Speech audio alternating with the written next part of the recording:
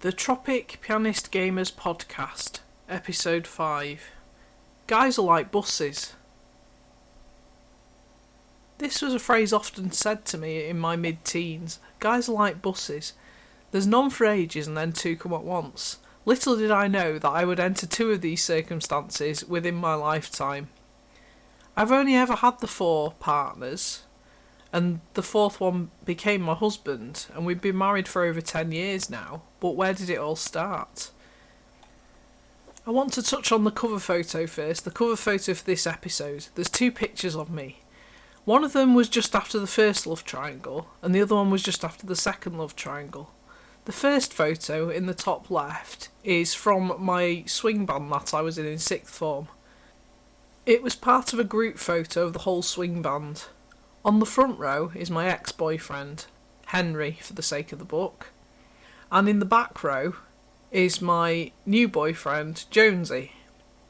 They were both in the swing band together, and I loved going to the swing band because I could hang around with both of them. There was a time where I loved them both, and that certainly didn't help with the anxiety. The anxiety issues started around the age of 13. The age of 13 was when I got my first boyfriend, Henry. I'd actually met Jonesy around a similar time. Jonesy was the year below me at school, and we sometimes got the same school bus. One day, in about year 8, which was his year 7, we ended up taking each other's bags home by accident.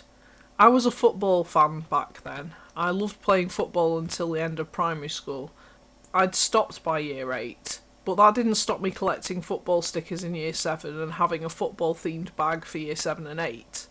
I remember it was an Umbro bag. It was black with sort of gold trim, the logo on the back, and it looked quite snazzy, but it was a football bag, so the boys tended to have it, not the girls. It had actually been a 3-way mix-up, but I think he had my bag, I had the other boy's bag, and the other boy had Jonesy's bag. So between the 3 mums, they all coordinated and everyone got reunited with their bag. But I made contact with Jonesy, and we kept in touch over the years with a very love-hate relationship. One minute we'd be taking the mick out of each other, another minute we'd be insulting each other, and another minute we'd be saying each other's praises. It was a very strange relationship. Meanwhile, at the age of 13, in year 8, I fell in love with a boy called Henry.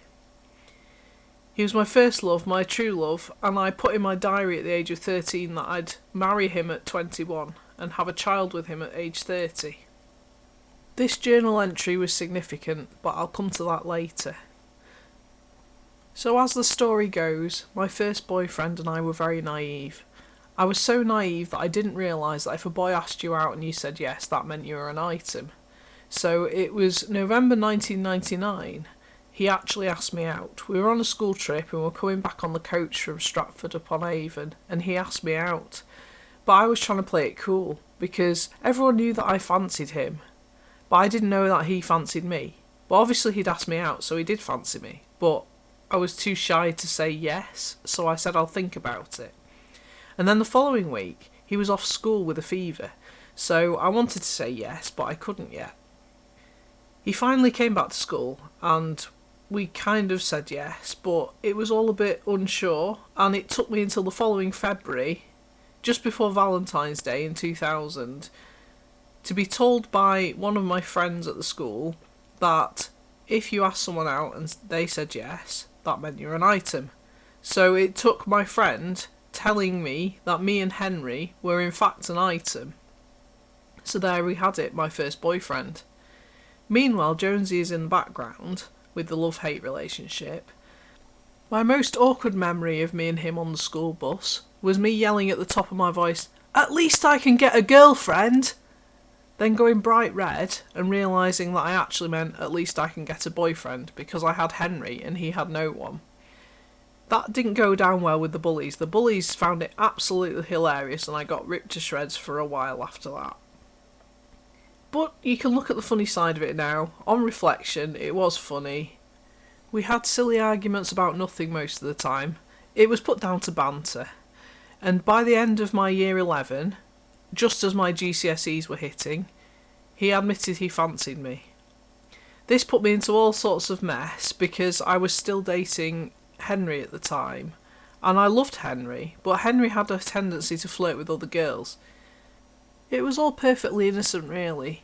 He was a friendly guy. He didn't realise he was flirting, but I was a jealous and clingy teenager.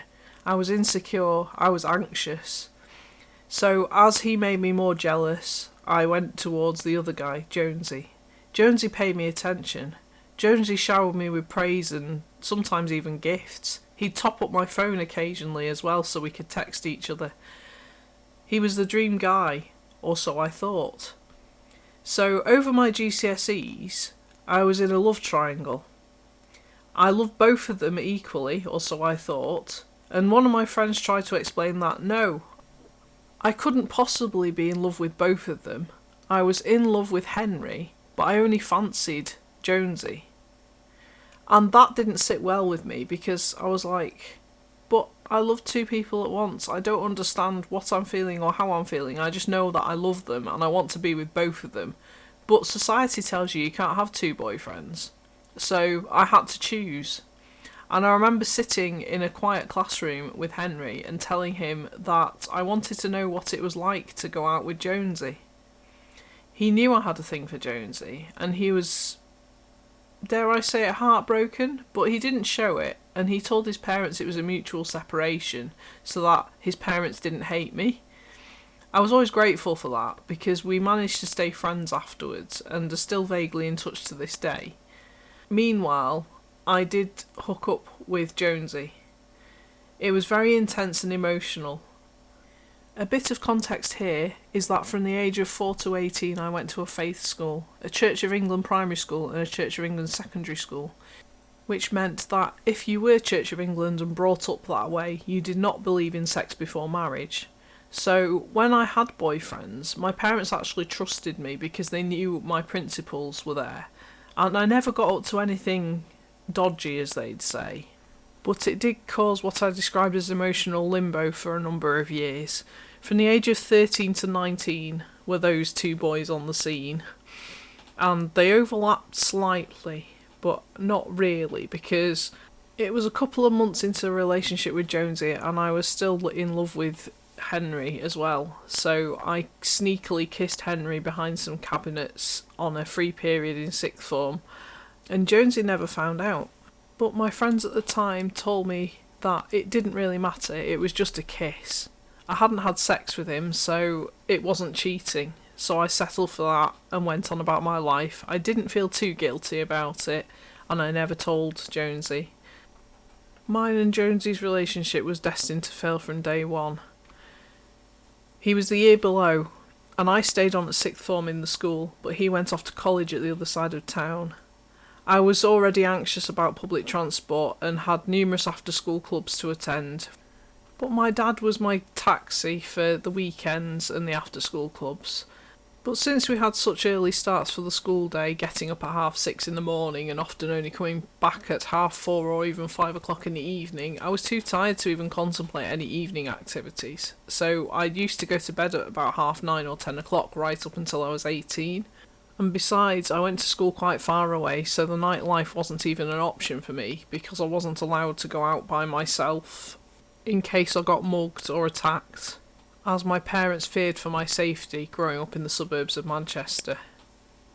Jonesy and I survived his first year at college and my second year at sixth form, but when I moved to university 2 hours away, we went even more distant, and that's when things started going really wrong.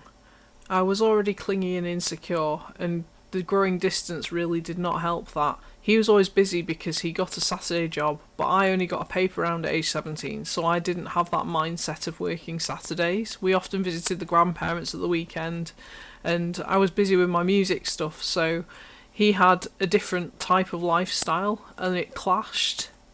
Because what I realised later on reflection was time passes in different ways for different people. His time was passing really quickly because he was busy with work and making some money so he could fund his degree and his college, whereas I didn't have a job, so time passed a lot slower for me as I essentially had nothing to do other than be in my bedroom writing, reading, playing video games, you know, the teenage bedroom stuff. And it didn't match up at all. So he would get annoyed that I was contacting him when he was busy, so I then developed a fear of contacting him in case he was busy. And it would go on like that for a good year. Because he was the year below me at school, he went off to uni the year after me, so I was just starting my second year at university and he was just starting as a fresher. The university was halfway between home and where I was, so he was a little bit closer in distance, but further away in mental distance. His dad had walked out when he was just 15, and his mum had been a single mum up until he left home for university. He was finally free and independent as an adult, and he loved it. He was quite outgoing and wanted to party with his friends, but I didn't fit in with that scene. I was too anxious to fit in. I would go to parties and stare at the floor and not talk to people because I didn't know how to talk to people. This was no different. When he started at university and I'd just moved into my private house, I was in the house on my own and I freaked out because a massive spider ran across the floor and I didn't know what to do. So I phoned my boyfriend and went to visit him at his university. I stayed overnight, but he had lectures and meetings to go to, so he left me in his flat all day. And I didn't know how to talk to people, so I just locked myself in his room and watched TV. When the evening came, he took me to a party, but I didn't know where to look or what to do or what to say, so it was a very awkward experience. Little did I know that that would be the last time I ever saw Jonesy. 2 months later, I was getting anxious and clingy. I chanced it and messaged him what became a passive-aggressive message and left it on his MSN. He claimed his flatmates read it before he did, and he was angry. He rang me and we were on the phone for an hour where he told me he no longer loved me and the friendship had gone too. He was dumping me. For the first time ever in my life, I was suicidal. I didn't know what to do. I couldn't eat or sleep.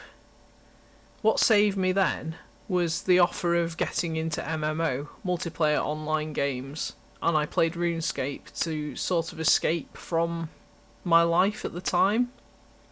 It was really hard, and I would say that's the one time my heart has been broken. It took me about 18 months to get over that. I was single but not happy for ages, and then by summer 2007, I was getting around to the fact that I was happy to be single. In that September, after graduating with a 2-1 from my undergraduate music degree, I was just about to embark on my master's degree in composition, and I met Liam and Dr. G. I met them in the same week. But Dr. G, I forgot who he was because I just started dating Liam and all I cared about was making that relationship work.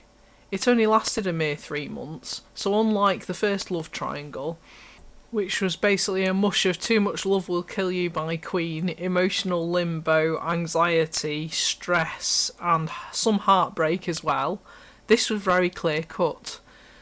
The more I hung out with Liam, the less I liked him, the less we had in common.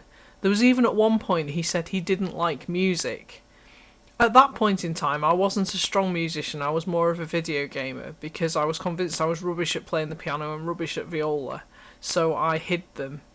But at the end of the day, music was my core passion, and it was always there in the depths of my mind.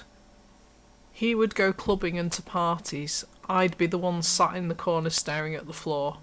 Obviously I had a boyfriend to back me up there, but he was too busy getting drunk, and I didn't drink. He tried to persuade me to drink, but I never really got along with drink, because drinking alcohol just makes me sleepy. And as it goes, I always like to be in control of my thoughts and actions when out, because who knows what's safe and what's not safe at the end of the day. Even though Bangor was fairly safe compared to the suburbs of Manchester, I still had that mindset from my teenage life that nowhere was safe. You don't go anywhere, even with friends, because you might be attacked, you might be mugged. But he dragged me out anyway, and I wasn't as anxious as I could have been, but I was also very socially awkward and didn't know how to have conversations with people. The music was so loud I couldn't hear anything, so my best memory from that period of life was going clubbing for my boyfriend's birthday and standing across from the bar where a guy was trying to chat me up, except I didn't realise he was trying to chat me up because I couldn't hear what he was saying, and he was mouthing to me what I think was, "Do you want a drink?" And I didn't even understand him then. All I remember is the back of his top says Stan 13. I have no idea what his name was, who he was, or anything, but I also remember my boyfriend coming up to me a few minutes later, realising what this guy was doing, and said, "Do you want me to punch him for you?" And I was like, "Why would you want to punch him? He was trying to chat you up." I was like, "Was he? Oh, okay. No, it's fine, it's fine." And we went on about our night like nothing had happened. It was very bizarre. But that was the only night I actually went clubbing with him and his friends. We had a few house parties where they played Mario Kart, so I actually could join in with that because I knew Mario Kart very well. Which takes me on to Dr. G. So Dr. G and I met in the same week that I met Liam. But Dr. G was forgettable. He told me his name and I forgot it straight away, so the first meeting in that September, I forgot him completely. We had a second training meeting. We were both training to be note takers for the university. And that second meeting, he said, "Oh, hi, how are you?" And I had to pretend like I knew who he was because I'd forgotten his name completely. The only reason the name stuck at the end of the second training was because we went into town together and he brought me an aero bubble while I was browsing the shop in HMV. And I remembered him after that because he remembered that aero bubbles were my favourite chocolate at the time. In my defence, I'd just started dating Liam, so I couldn't think about anything else relationship-wise because I wasn't looking for a relationship, I was taken. But the more I got to know Dr. G, the more I liked him, and as I previously said, the more I got to know Liam, the less I liked him. So by Christmas it was a no-brainer. And it made it even better when Dr. G admitted he liked me as more than a friend whilst we baked a giant Jaffa cake for one of his friends. I was bunged up with cold, but he said, "Oh, I like you as more than a friend. Do you feel the same way?" And I was like, 100% yes, I do. But I was still with Liam at the time and I felt so guilty. But I knew what I had to do. And I thought, I'll give Liam one last chance. If he proves himself, I'll give him one more chance after Christmas. He got me the worst Christmas present I'd ever had. So, for context, me and my brother used to collect Simpsons DVDs. I'd actually had a conversation with Liam a few months earlier about how we were up to something like season 13 of The Simpsons. So why was it when I opened my Christmas present that he got me season 10 of The Simpsons? Knowing probably full well that we already had it since we got up to season 13. I was a bit peed off by that, and he also got me a generic classical music CD. Now, as a musician who is trained classically, it matters what the orchestra is or what the conductor is. It matters what the style is of the playing, and this was so generic I couldn't place it anywhere. I actually gave it to my mum because I knew she'd appreciate it. That was the final straw for me. So for the first day back after Christmas, when I came back to my university town, I dumped him. I made sure I did it face to face because I learnt that it was rude to do it via text or over the phone, so I made a point of doing it face to face. I went up to his bedroom in his house, which is 2 doors down from mine, and told him that the reason I'd wanted to split up with him was because he was making me fail my degree. And the only thing that changed since I started my degree was having a boyfriend, so I needed to cut off the boyfriend and concentrate on my studies. This was a slight white lie because obviously Dr. G had told me that he thought of me as more than a friend and I had him in my sights all along. But I wasn't going to cheat on anyone. I'm not a cheater. I never was really. I was just misguided by romance. This time it was a lot more clear cut. I knew what I wanted and I knew how to get it. In the first week of January, I dumped my boyfriend face to face. By the end of the first week of January, I was with the guy that became my husband, Dr. G. It was clear cut, but there was only 3 days between when I dumped Liam and got with Dr. G. I was anxious and I wanted to make sure that what I was doing was the right thing, so I played it safe. I swore that after Jonesy that I would never do the chasing. The boy had to chase me, and if he wanted me enough, he'd ask me out. That didn't technically happen with Dr. G. We knew we liked each other and we'd been conversing over email for the last few months, so we'd really got to know each other. I felt like I'd known him forever, and he was fast becoming my best friend. But obviously we wanted more than that. He wanted to respect the space that I created between me and Liam, so he was willing to wait, but I wasn't. So day 3, we went for a walk. It was by Penryn Castle, but it was by the bay, and I remember we sat on a concrete block, just whiling the time away, looking out at the sea and the fantastic views. But all I could think about sat there was the tension between us. It was like chemistry. I'd never felt chemistry so strong, and I knew that I had to be with Dr. G, but I didn't quite know how. I sat there wanting to hug him, and I'm pretty sure he wanted to hug me too, but neither of us dared because it had only been 2 days since I'd dumped Liam. It didn't feel appropriate, but I wanted it to feel right. We held back though, and we didn't hug then.